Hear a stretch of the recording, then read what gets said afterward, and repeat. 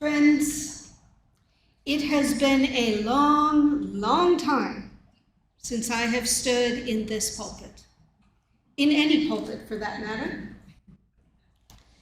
As I was preparing for this service, I admit I was feeling quite a bit of pressure to make it a good service. You see, it has been more than a decade since I preached. How does one choose a topic after so many years? Do I choose my favorite text? Do I repeat that one sermon from the past that people actually liked? Do I take pieces out of past sermons and cobble them together in hopes that no one will notice, knowing full well everyone notices? I decided to take a look at the calendar and see what was on the national and international calendar for today. As it happens, today is Hiroshima Day, the anniversary of the day in 1945 when the United States dropped the first atomic bomb on the city of Hiroshima, Japan, followed 3 days later by the bombing of Nagasaki, Japan on August 9th. Actually, technically, this was not bombs 1 and 2, but rather bombs 2 and 3. Bomb number 1 was detonated on July 16th, 1945, in the New Mexico desert. This successful test detonation led the way to the first warfare use of a nuclear bomb 3 weeks later in Japan. It was this bombing on August 6th which forever changed humanity. In that instant, when the atomic bomb named Little Boy left the bomb bay doors, we took one step closer to our own annihilation as a species. Now, some of you may be saying, wow, Rev, that's a little heavy for a Sunday morning, especially before coffee hour. I would agree. So let's take a step back. The title of today's sermon is Sins of the Past, Hope for the Future. What I find most interesting is that my last sermon preached before this community was actually 15 years ago and was preached in honor of Yom HaShoah, the day of remembrance for those who died in the Holocaust.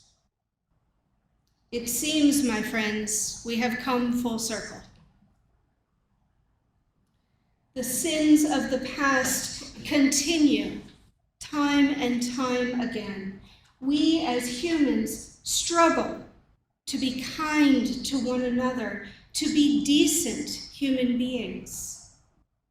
Why is this? Is it a flaw in our design? Is it a learning goal that we have yet to achieve? Is it a skewed perception of reality?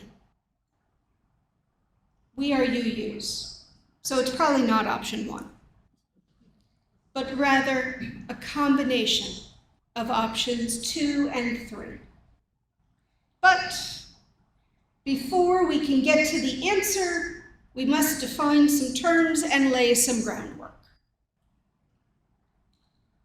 During my time as a hospital chaplain in the years following September 11th, I had the opportunity to do a lot of training in emergency response to crisis. One of the best explanations for human behavior came from a trainer named Steve Cremando.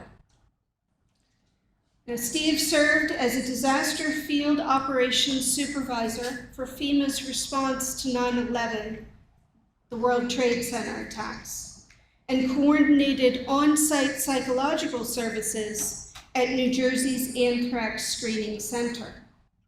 He also helped coordinate response efforts at such incidents as the 1993 World Trade Center bombing, TWA Flight 800 crash, and numerous natural disasters. He serves as a consultant and trainer for the U.S. Department of Homeland Security, U.S. Department of Justice, U.S. Health and Human Services, U.S. Public Health Service, and the United Nations. So in other words, he knows his stuff. And he's a really fun trainer. But most importantly, he knows people. In his trainings and published works, Steve presents 3 types of human response to crisis. Type 1, the ideal. Neighbor helps neighbor. This is what we want. Everyone is nice. Everyone gets along. Everyone helps everyone else. Everyone eats. There's plenty of coffee. Type 2, not so good. Neighbor fears neighbor. This happens when people are afraid that they might get sick or hurt by helping their neighbor. So people don't help each other. Type 3 is the worst possible outcome. Neighbor competes with neighbor. This happens when people see or believe that there is a shortage of resources. People believe that there is not enough, and that if they do not get what they need right now, that there will not be enough. It does not really matter what the resource is. It could be food, medicine, safety, coffee. If there is a belief that the resource is essential and that the resource is finite, then competition can occur. Now, it is important to note that we are talking about a survival mechanism. We are not talking about healthy forms of competition that push us and lead to excellence. We are talking about base animal instincts for scarce resources. And we are talking about a belief that some will live and some will die. Now, as humans, we often have anticipatory thoughts and feelings.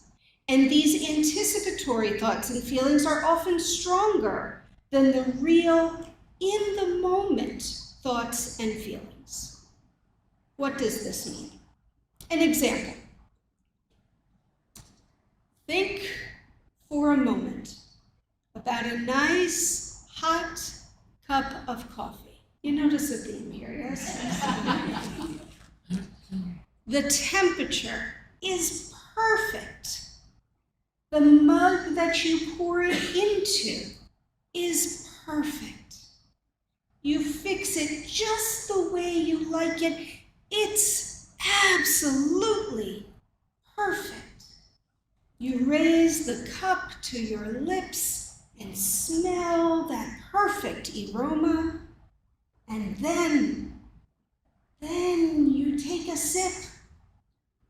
Perfect. Now, in reality, perfection is not a thing. It does not exist. No cup of coffee can compare to the imaginary coffee that we just created in our minds.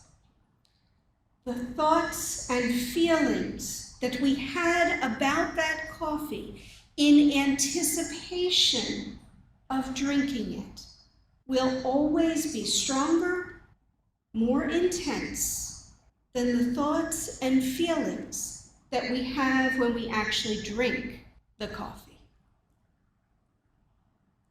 The same is true for the negative. How many times have we seen someone and said, "Oh, I don't like the look of them"? How many times have we locked our doors driving through a bad neighborhood? These are also anticipatory thoughts and feelings, and sometimes they are warranted. It is a very fine line between safety and overreacting. It's not coffee.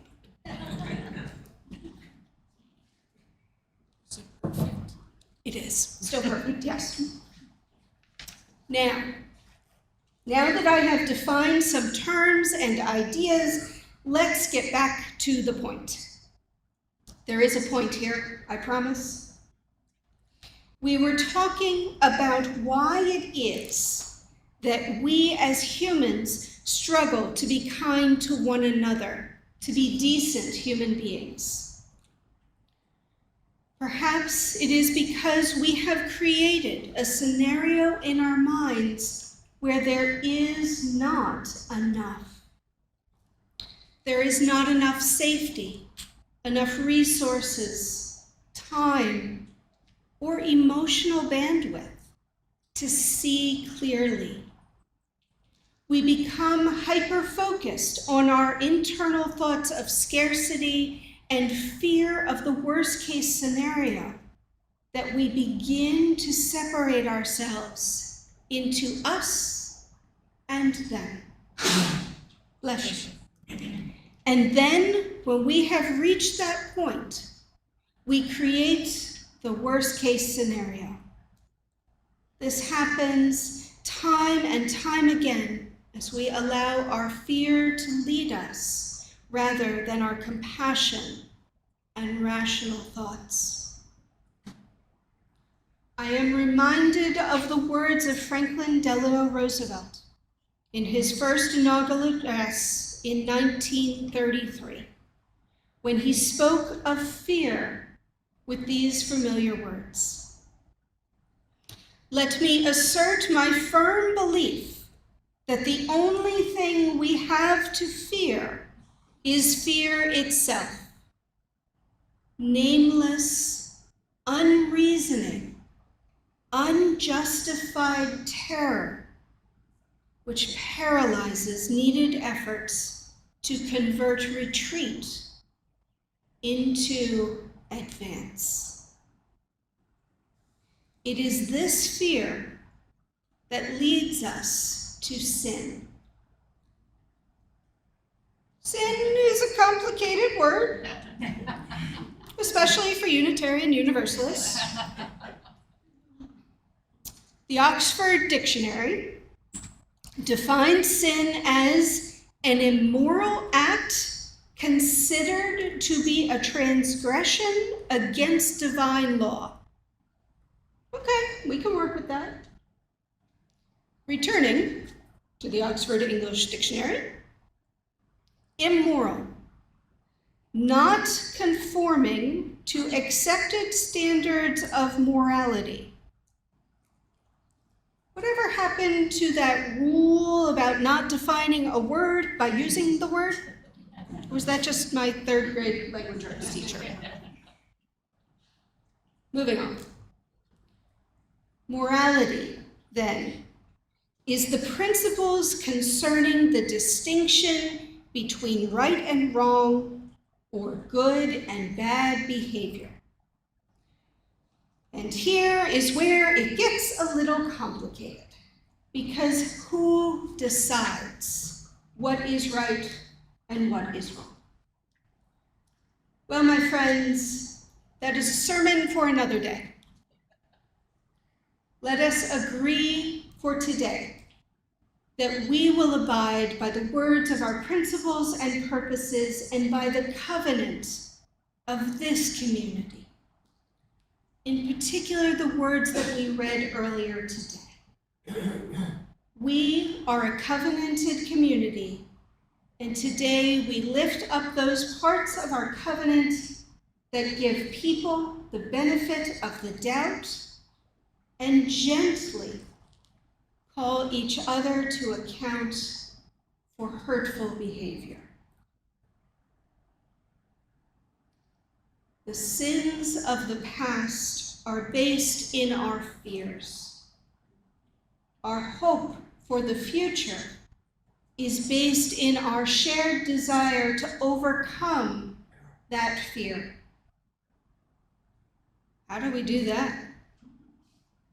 One small step at a time. We speak truth to power. For some, this means protesting, showing up in person to march. For others, it may mean signing a petition or donating funds to help others who are protesting. For some, it may mean making soup at a local organization serving the unhoused. For some, it may mean playing with kittens at a rescue or fostering an elderly dog. It doesn't matter what you do, as long as you are doing something. Now, some of you may be thinking, there is nothing on that list for me. My body doesn't work as it once did, or I'm not ready to leave the safety of my home yet after COVID. These are valid concerns, but there is still something to do. Take an inventory of what you can do and find a way to push back against the fear when all other options seem unattainable. Hold another being in the light. Person, animal, any being. Take a moment. Focus your thoughts on that other being. Fill your heart with hope, and then let that hope flow forth. This is the opposite of fear, the opposite of negative anticipatory emotions. This is allowing space for your positive anticipatory emotions to do the work that they were intended to do. Earlier today, we heard the story of the daffodil and the rock. The rock is our fear. It keeps us safe, but it also keeps us hidden and stagnant, unable to grow. If we allow ourselves the freedom to set the rock aside, we can allow the daffodil of hope to bloom. May it be so.